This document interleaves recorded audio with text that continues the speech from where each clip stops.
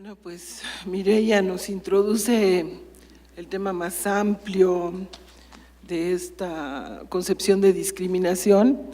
En México, por muchos años, hablamos de desigualdad y pobreza. En los últimos 30 años nos olvidamos de la desigualdad y hablamos solo de pobreza, e hicimos programas de pobreza. Y el tema de discriminación es un tema que realmente aparece al inicio de este siglo, como una conciencia de que este país es un país que ejerce discriminación. Y como lo señala Mireia, el tema tiene que ver con relaciones de poder, relaciones de dominación. Y creo que los retos que se está planteando con APRED en este momento, por ejemplo, la construcción del sistema de indicadores, es muy pertinente a este seminario, porque sí hemos logrado trabajar por muchos años y discutir por muchos años los temas de pobreza, las mediciones de pobreza, las mediciones de desigualdad, aunque nos quedamos con el coeficiente de Gini, pero el reto enorme es cómo medir discriminación. Ojalá y en próximos seminarios habláramos de desigualdad, pobreza, discriminación y exclusión, que son realmente los distintos temas de déficits en materia social. Bueno, pues muchas gracias a los ponentes y abrimos ahora para preguntas de ustedes, comentarios y un intercambio con los integrantes de la mesa. Por favor. Y si se identifican, Jorge, por favor. Vamos. Rodrigo Negrete, de INEGI, para Marcela Eternot. Nada, dos preguntas. Una, entre la comunidad usuaria de las encuestas de uso de tiempo o en los foros en los que se discuten las encuestas de uso de tiempo, ¿se está trabajando algún consenso para definir un concepto de pobreza de tiempo? Es la primera pregunta. La segunda pregunta es si a esta lectura de la información que nos has hecho, si tú crees que el enfoque de bienestar subjetivo le aportaría algo más a esta lectura que estás haciendo, o esencialmente eso va por otro lado, no aportaría a la lectura que estás haciendo. Son las dos preguntas. Gracias. Tomamos 3 preguntas y luego pasamos el micrófono a la mesa. ¿Alguien más? Por favor. Hola, soy Gerardo Leiva del INEGI. También para Marcela, del INEGI, toda la vida. Quiero preguntarte, Marcela, luego de ver toda la evidencia que tenemos de información en torno a la exigencia que sobre las mujeres recae en cuanto al tiempo dedicado a los cuidados, ¿cuáles serían las alternativas de política pública que estarían a la mano para tratar de equilibrar esa balanza un poco? Si esas alternativas las ves en el mercado a través de una mayor oferta, promoción de servicios, de cuidados, tal vez mayor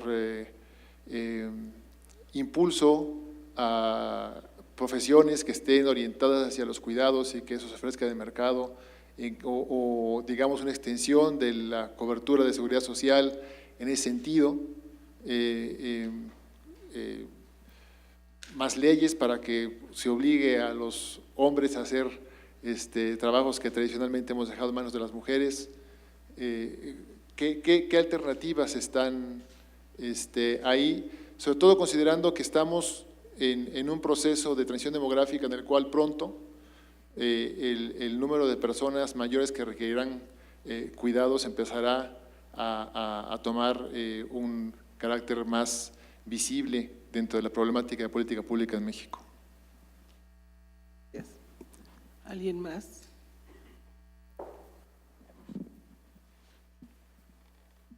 No veo manos. Entonces empezamos. Ah.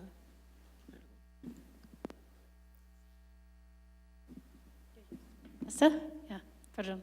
Me llamo Sharon Lin, estoy aquí en el Centro de Estudios Sociológicos del Colegio de México, temporalmente, y quisiera aprovechar porque ahora en la mesa tenemos gente trabajando con instituciones con alto prestigio e importancia para el país de México.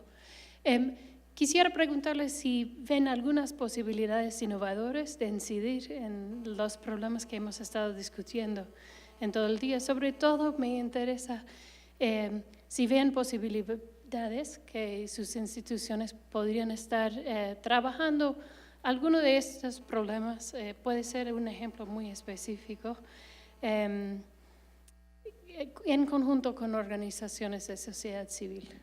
Gracias. Entonces, con estas tres empezamos. Marcela. Sí, muchas gracias. La comunidad usuaria de las encuestas de uso del tiempo tiene ya un ratito abordando este tema de pobreza del tiempo. De hecho, en los seminarios que se han organizado entre el Instituto Nacional de las Mujeres, ONU Mujeres, la División de Asuntos de Género de la CEPAL y el propio INEGI para las encuestas de uso del tiempo, se ha planteado esta conceptualización, delimitación y empezar a tener estas mediciones de pobreza del tiempo. La OIT también ha estado avanzando en la conceptualización de la pobreza del tiempo y ya tenemos algunos resultados. Ahora, en el próximo seminario que vamos a tener en junio de este año, va a ser uno de los 3 temas que vamos a abordar, el de pobreza del tiempo. Yo creo que las encuestas de uso del tiempo, en particular, no me voy a referir a los 2 antecedentes que tenemos de tener una primera aproximación al uso del tiempo en los módulos que anteriormente se habían levantado, sino en la encuesta nacional de uso del tiempo del 2009. Creo que hemos aprendido mucho desde la perspectiva del análisis y de ver desde distintos ángulos lo que nos aporta, pero estoy convencida de que poner preguntas sobre el bienestar subjetivo le dará un plus, le dará potencialidades analíticas a la próxima encuesta de uso del tiempo formidables, porque en esto del bienestar subjetivo podemos preguntar qué nos abruma, qué nos satisface, qué tan contentos estamos con lo que hacemos. Creo que si empezamos a tener esta perspectiva subjetiva que nos ayude también a analizar estos datos más robustos, más objetivos, más tradicionales, vamos a tener esquemas analíticos que realmente nos nos permitan explorar este terreno de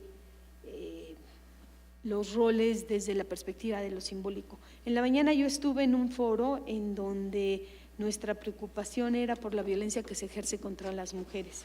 Y parte de la explicación es si perdemos la esencia ontológica y perdemos nuestras referencias, qué es lo que pasa con los distintos actores sociales.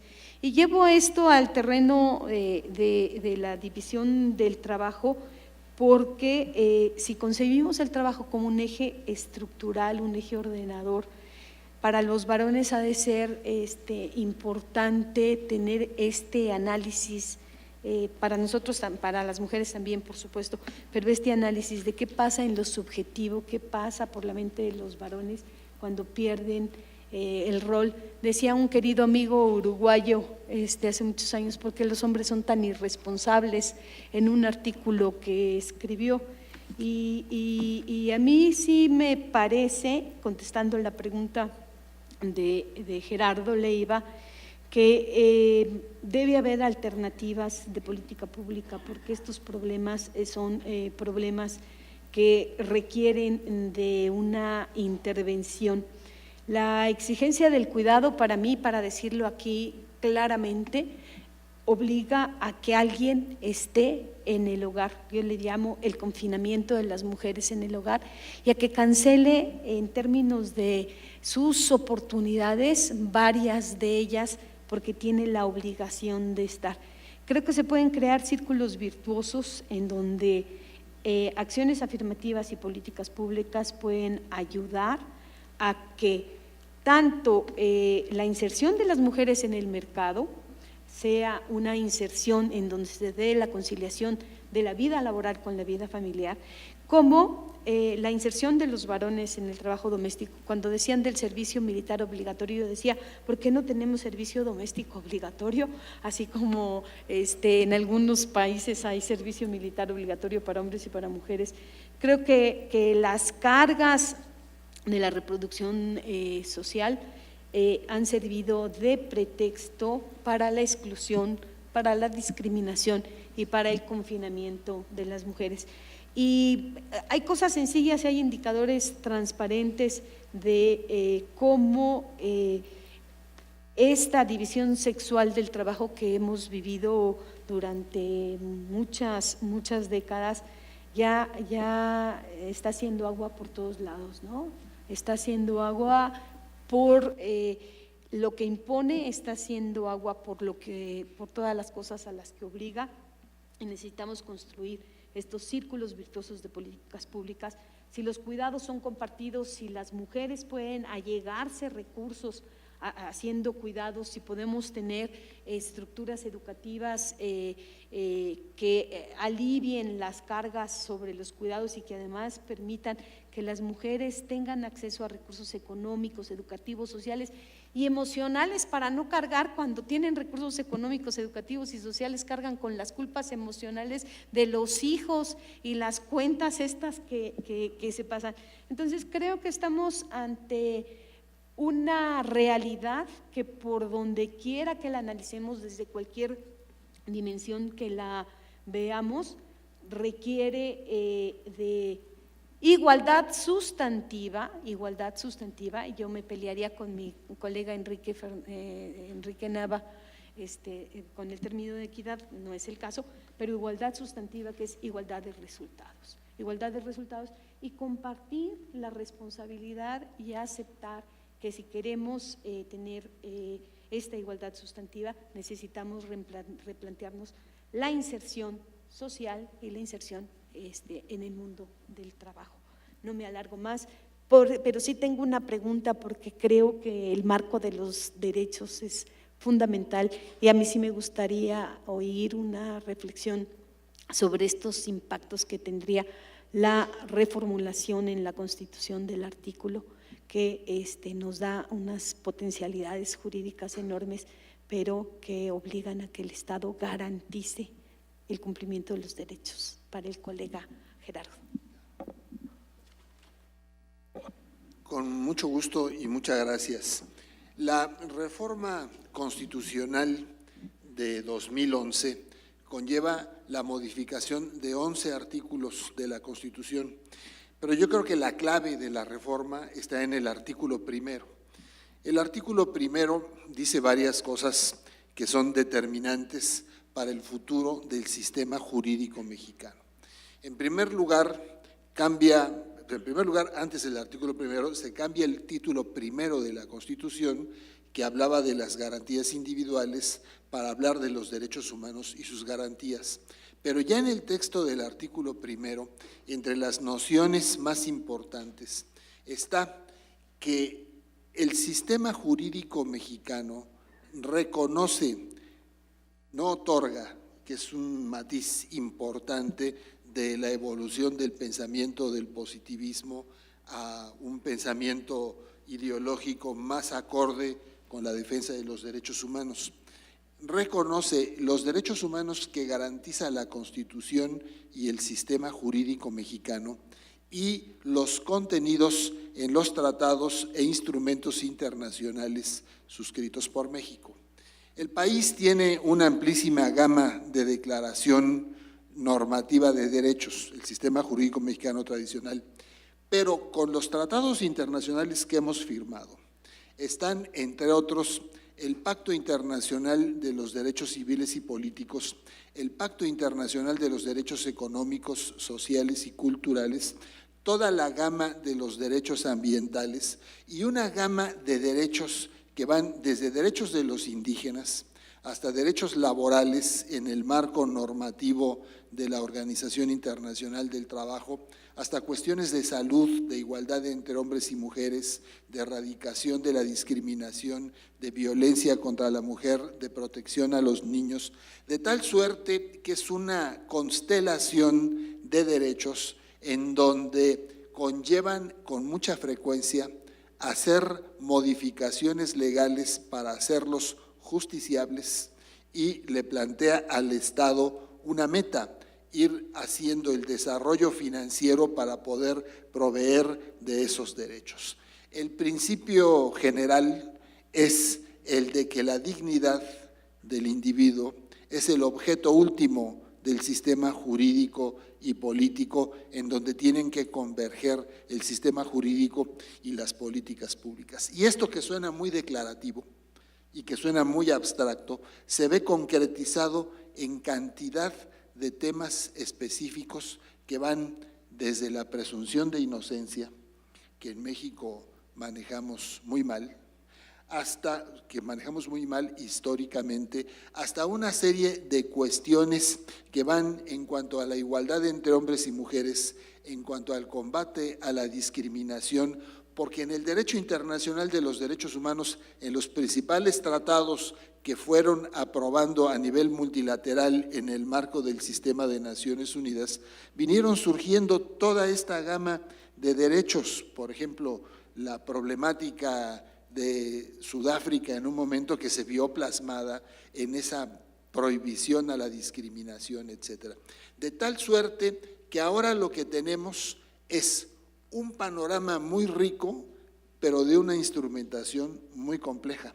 Para empezar, porque hay que capacitar a los administradores públicos, a los legisladores y a los jueces en un tema que no conocen, porque no lo conocemos nadie, es decir, porque en México, por algún motivo histórico plenamente válido, la formación jurídica no enfatizaba los temas contenidos en el derecho internacional por una serie de razones históricas.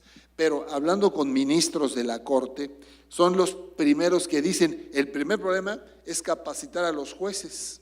Hay casos de jueces de distrito que resuelven con base en el derecho internacional, cuyas sentencias son revocadas una y otra vez por los tribunales colegiados que les revisan sus sentencias. Y a un juez que les dan echando para atrás sentencia tras sentencia, bueno, a la hora de evaluar su gestión, tiene un récord pésimo que le va a afectar en su propio desarrollo profesional dentro de la judicatura. Es decir, hay un profundo desconocimiento de lo que traemos entre manos. Si uno ve una cantidad de principios jurídicos que ya son legislación en México, que ya son parte del sistema jurídico mexicano, se asombraría de los derechos que no han sido explorados. Firmamos un tratado que no hemos ratificado de la Unión Internacional de Telecomunicaciones, que se emitió un tratado multilateral en Dubái en diciembre del 2012, bueno, marca pautas para las legislaciones en materia de telecomunicaciones y pone en el centro temas de derechos humanos. Es un ejemplo, así hay cantidad de ejemplos. Tenemos un nuevo sistema jurídico que todavía no conocemos a plenitud. Y tenemos que encarar en paralelo problemas muy primarios. Ya hablamos de la desigualdad, ya hablamos de la discriminación. Los ejemplos que dimos son los mínimos, son apenas un enunciado. Hay muchísimos más. Estamos hablando de la igualdad entre hombres y mujeres y está muy bien. Ahora, vemos un tema básico, violencia contra la mujer. Bueno, es un tema que por donde le escarbemos salen cosas verdaderamente impresionantes. Y no es un tema de partidos o de entidades federativas, es un tema general. Vemos temas de discriminación y por donde le levantemos la hojita al folder, o sea, vemos una cantidad de problemas inmensos y vemos el tema de la justiciabilidad y vemos el tema de las comunidades que tienen policías comunitarias o guardias de autodefensa, que son ilegales, que no las podemos permitir. Pero cuando vemos por qué surgieron, bueno, es que hay una situación de abandono y una problemática social que lo fácil es decir, no podemos permitir eso. No, claro que no.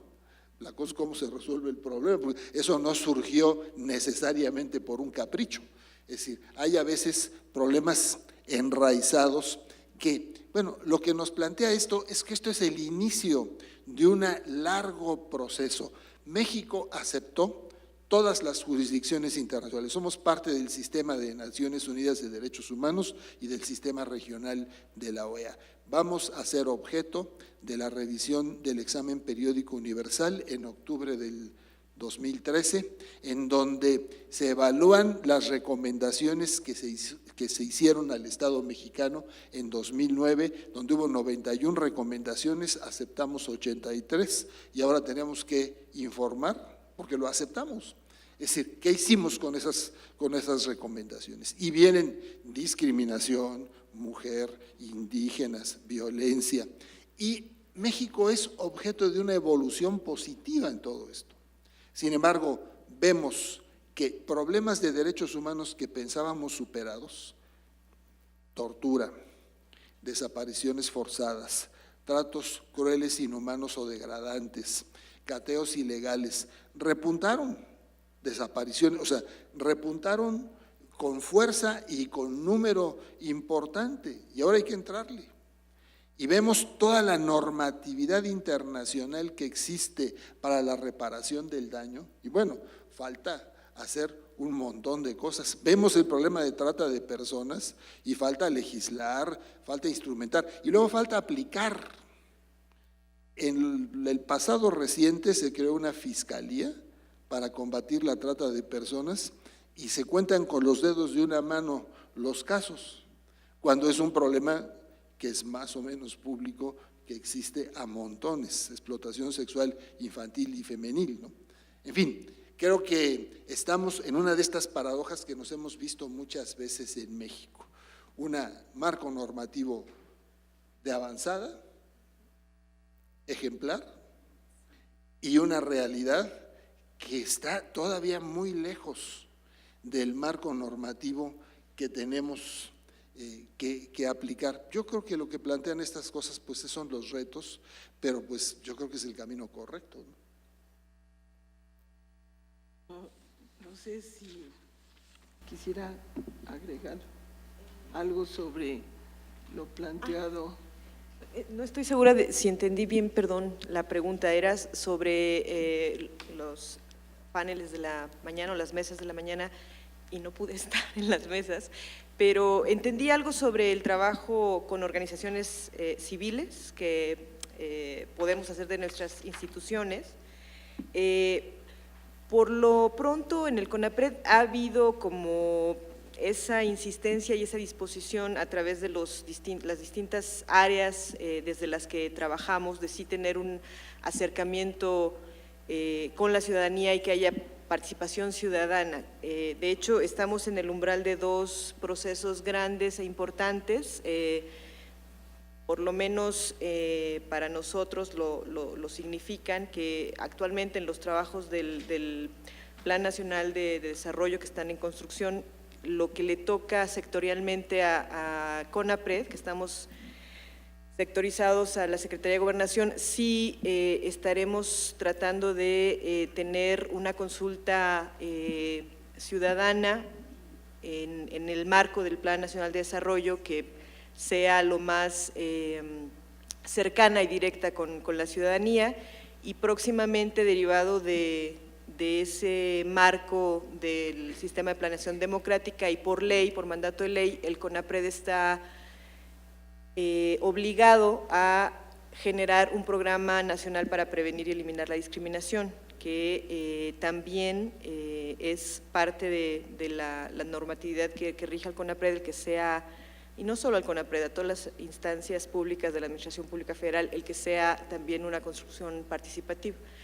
Quizá no abriría yo más o no utilizaría más el tiempo para platicar de estos aspectos donde hay sí una labor muy de la mano con la ciudadanía, pero con todo gusto terminando podemos platicar y te puedo ofrecer mis datos para conversar sobre lo que hace el CONAPRED. ¿Alguna otra pregunta? Sí. Tomamos 2 preguntas más y cerramos. Muchas gracias. Carlos Menéndez, del Centro de Estudios de Desarrollo Rural Sustentable y la Soberanía Alimentaria de la Cámara de Diputados. Realmente lo que hemos escuchado el día de hoy ha sido impresionante, no solo en este panel, en todos los paneles. Creo que uno de los problemas que estamos enfrentando y que está, digamos, flotando en el ambiente es la cuestión de los indicadores, de cómo, no solamente cómo generar estos indicadores, a partir de qué variables, sino quién o quiénes deben darle seguimiento a esos indicadores. Se habla mucho de capacitar a los funcionarios públicos. ¿Quién los va a capacitar? Eso sería, ¿dónde está esta tarea de compartir estas preocupaciones, por ejemplo, con la Secretaría de Hacienda? Hubiera sido muy bueno que estuvieran aquí compañeros de la Secretaría de Hacienda, a lo mejor por ahí hay alguien, pero creo que hubiera sido espectacular. Ojalá y mañana pudiera acompañarnos a alguien, porque realmente estamos escuchando en las diferentes ponencias, pues el problema de qué pasa con esta construcción de indicadores, qué pasa con este seguimiento de indicadores, en dónde está el carácter vinculante de el valor que alcanzan los indicadores y cómo poder corregir el rumbo o la propia política pública, la propia orientación de la política pública. Sin duda lo que dice el licenciado Gerardo Gil y la maestra Mireya sobre la orientación a derechos, pues realmente nos debe preocupar en extremo.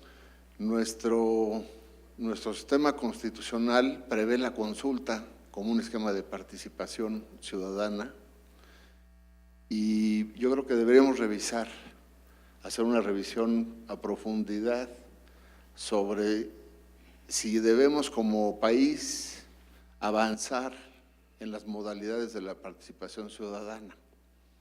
O sea, ahorita la modalidad es la consulta. Y ustedes saben que tenemos muchas áreas de oportunidad de mejora en la consulta misma.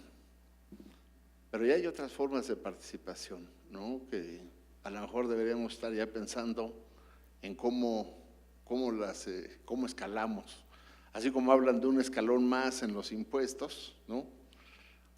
A lo mejor tenemos que avanzar un escalón más en la participación ciudadana, ¿no? Cómo involucrar, cómo generar esa corresponsabilidad. No sé si alguien quisiera agregar algo sobre este comentario. Muchas gracias. Y la última, por favor. Sí, gracias. Y es para agregar exactamente al comentario.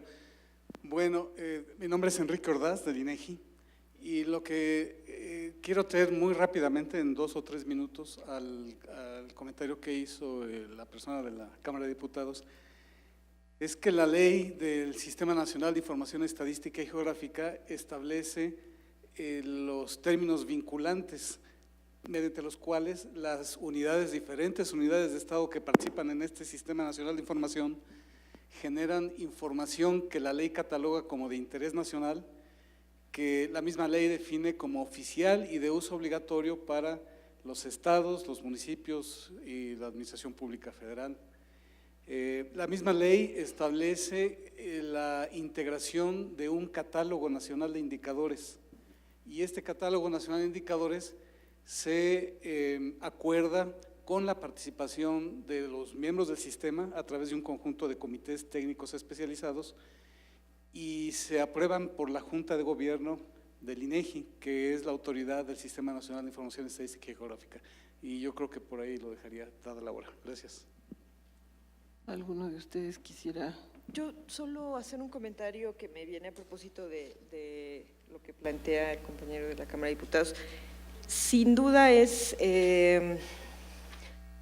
una pregunta que compartimos, hablo un poco, sí, institucionalmente, pero desde el área específica de políticas públicas, cuando estamos pensando en el diseño de políticas públicas que se basen en diagnósticos como el que estamos tratando, con un enfoque como el que estamos tratando de construir en el CONAPRED, irremediablemente, justo por la perspectiva de trabajo y la ley que define el quehacer del CONAPRED, estamos hablando necesariamente de una perspectiva de derechos y de las implicaciones que la reforma constitucional traerá para nuestro trabajo.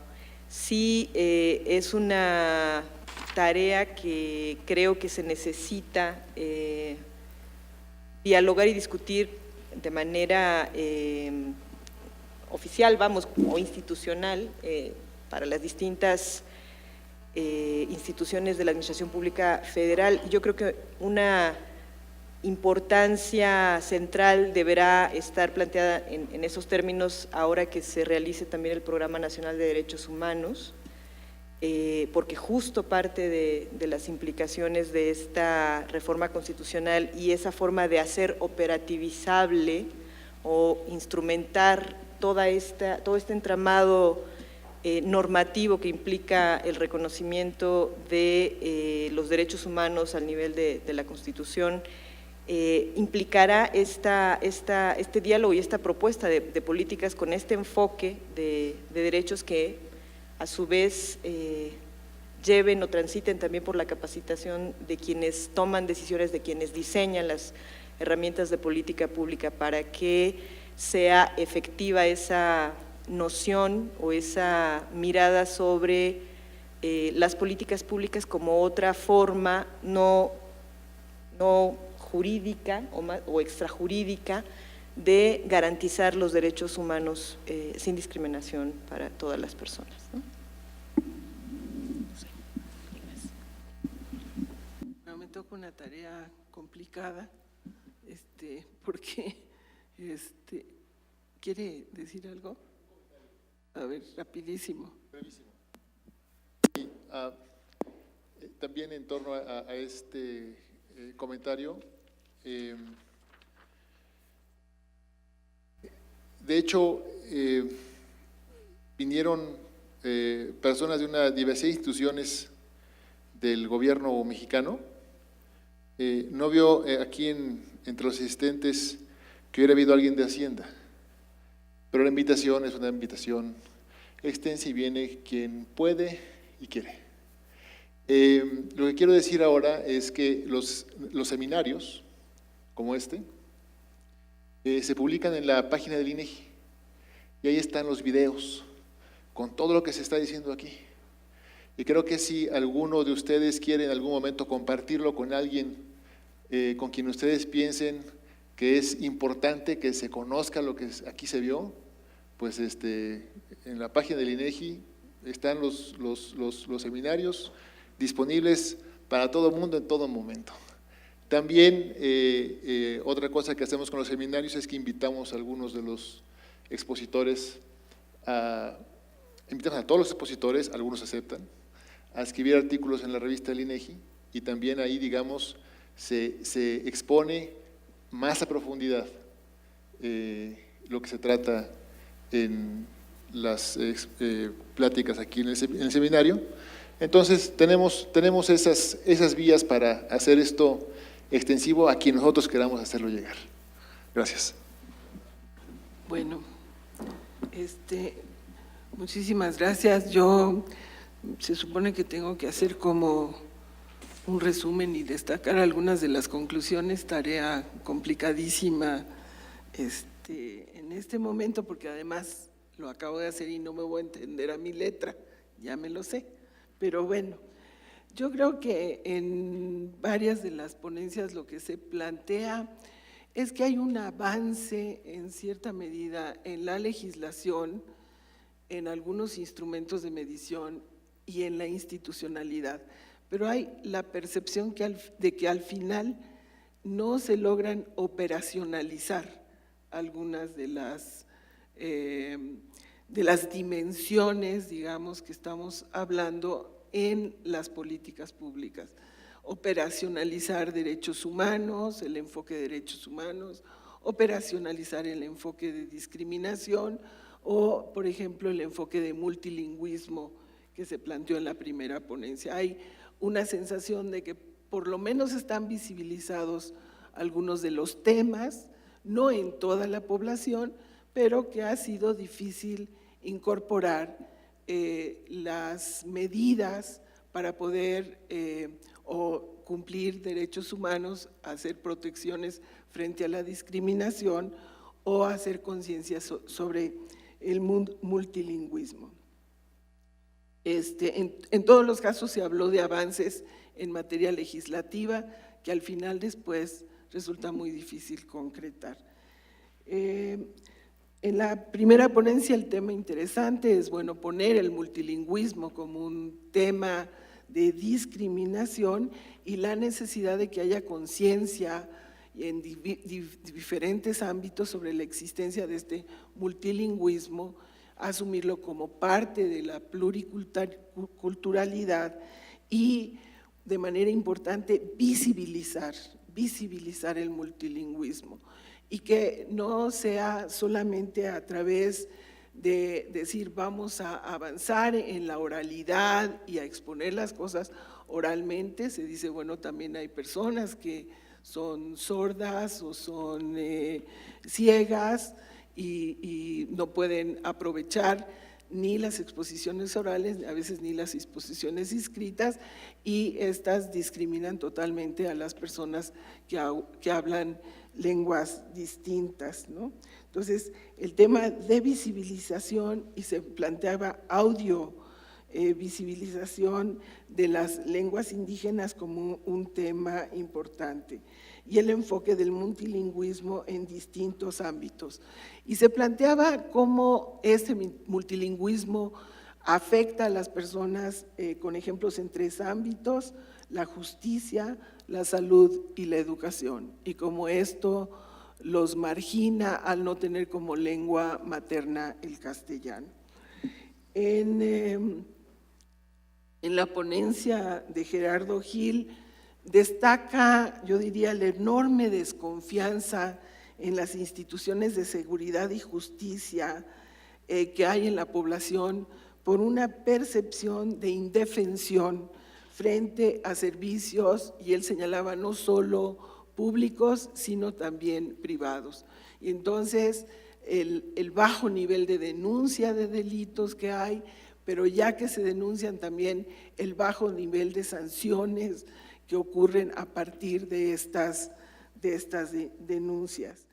Hay grupos particularmente afectados, como él dice, los tocó superficialmente, pero son grupos particularmente marginados de los servicios de justicia y de seguridad, y se centró en 3 grupos: los migrantes, en donde realmente la información que tenemos es muy escasa, pero el sufrimiento que están teniendo los migrantes al recorrer nuestro territorio es inacabable, y no son sujetos, digamos, de las instituciones de justicia mexicanas, y tampoco los policías los van a proteger. El tema de las poblaciones indígenas muy alejadas, que han tenido que construir sus propios mecanismos de seguridad, y el desastre de lo que ocurre en reclusorios, de un porcentaje muy alto de reclusos son gente menor a 29 años, generalmente de estratos bajos de ingreso, primodelincuentes y con delitos de muy pequeño monto.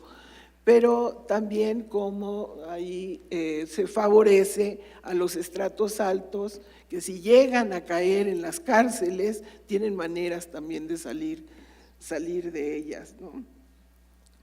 Él nos plantea la esperanza de que los cambios constitucionales del 2011 en dos ámbitos, la incorporación del tema de derechos humanos en la Constitución y las modificaciones amparo que últimamente han seguido avanzando, que nos plantea ya el tema de amparos colectivos y que puede significar defensa de derechos colectivos, es un ámbito en donde estamos empezando a hacer un aterrizaje y una operacionalización, y él destaca dentro de esto el tema del principio pro persona, que es uno de los temas que está haciendo ahora hasta causa de que se trate de cambiar el texto del artículo primero constitucional, pero que es un tema de primera importancia. Marcela, bueno, analiza toda la riqueza que tiene esta encuesta de uso del tiempo, pero también señala algunas de sus deficiencias, y lo que ella procura hacer en su planteamiento es mostrar esta desigualdad que hay en la distribución del trabajo total, particularmente del trabajo de cuidado, entre sexos y generaciones. Y muestra algunas deficiencias de la encuesta y plantea retos a las cuentas satélite. Le preocupa el tema de medición del trabajo o del tiempo dedicado al apoyo emocional, que es un supuesto tiempo que no puede transferirse a otros, y entonces ella sugiere afinar esas mediciones y recomienda acciones en políticas públicas que contribuyan al apoyo del trabajo de cuidado, menciona escuelas de tiempo completo, casas de cuidado diario para adultos mayores, y claramente esta necesidad de distribuir mejor el tiempo de trabajo del cuidado entre sexos y generaciones, y lo que esto está implicando en términos de las relaciones familiares y las relaciones sociales desde la óptica, digamos, del desarrollo y la construcción de seres humanos.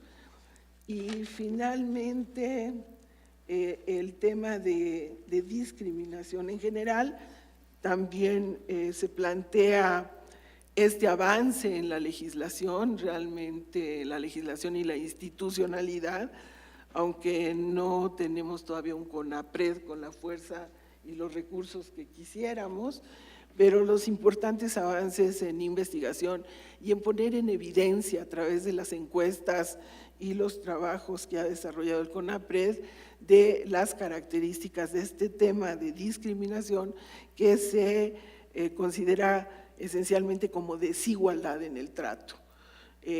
Hace una introducción al tema diciendo desigualdad económica se convierte en desigualdad social, tiene que ver con desigualdad de trato, y llama mucho la atención de que en la encuesta, en la ENADIR, la mayor causa de discriminación tiene que ver con riqueza. Casi plantea cerca del 80% de la población siente que las diferencias derivadas de trato tienen que ver con las diferencias socioeconómicas en términos de riqueza.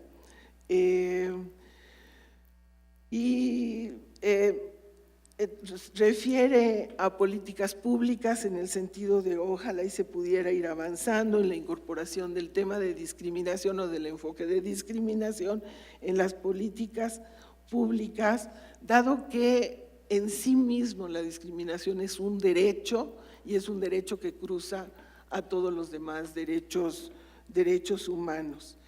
Y finalmente plantea y convoca a la comunidad académica, al INEGI y a otras instituciones a la construcción de un sistema de indicadores en materia de discriminación, porque es un asunto que lamentablemente yo agregaría que si no medimos, si no tenemos datos duros, las cosas no parecen existir y parecen ser solo percepciones y posiciones ideológicas. Entonces, avanzar en las mediciones a veces representa realmente tener los elementos duros, digamos, elementos duros para decir, aquí está, hay evidencia de que estamos siendo discriminados. Bueno, yo espero haber hecho un esfuerzo suficiente.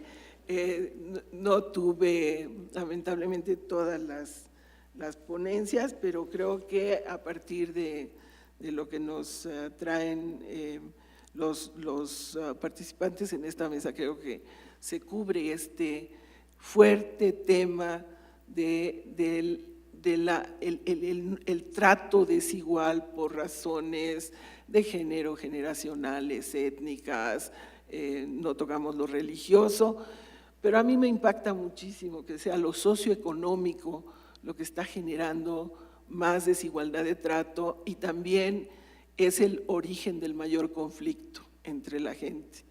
Y también agregaría yo ahí que cuando en las encuestas se ve orígenes de conflicto, ponen en primer lugar el conflicto derivado de los partidos políticos y la escisión que los partidos políticos están generando a nivel de las familias, de la comunidad y del entorno. No son conflictos religiosos, no son tanto conflictos étnicos, sino los conflictos que está generando la pelea por el poder entre los partidos políticos. Bueno, pues muchísimas gracias al INEGI, al Colegio de México, pero más a todos ustedes por la paciencia de este panel que ya se pasó un poquito del tiempo, pero que espero haya sido útil. Y gracias a los ponentes.